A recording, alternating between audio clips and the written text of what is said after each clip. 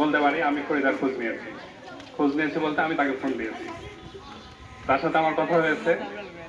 সে হচ্ছে, তার একটু জানানো উচিত ছিল আমাকে যে সে ঢাকাতে খেলতে গেছে। সেটা জানলে আমি আরো ভালো করে জিনিসটা তুলে ধরতে পারতাম। সেটা করেনি। পরে আমি জানতে পারছি সে আছে, আমি পরে পোস্ট করে দিয়েছি।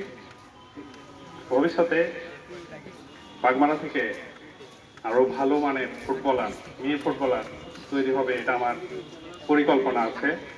আমাদের একটি একাডেমি আছে, যে একাডেমি বাংলাদেশ ফুটবল ফেডারেশনের অন্তর্ভুক্ত। সবসময় আমাদের একাডেমি সবার জন্য খোলা আছে। আমরা চাই তারা যে কোনো সময় আমাদের একাডেমির মাধ্যমে এবং বাগমারা উপজেলা ক্রীড়া সংস্থার মাধ্যমে উপরের দিকে উঠে যায়। আমাদের একাডেমির মাধ্যমে তাদেরকে সর্বোচ্চ সহযোগিতা করার আশ্বাস আমি রাখছি। এবং আজকে বাগমারা টাইমস এবং রুরাল ভয়েস বাংলাকে অভিনন্দন জানাচ্ছি এত সুন্দর একটি আয়োজন করার জন্য। ধন্যবাদ।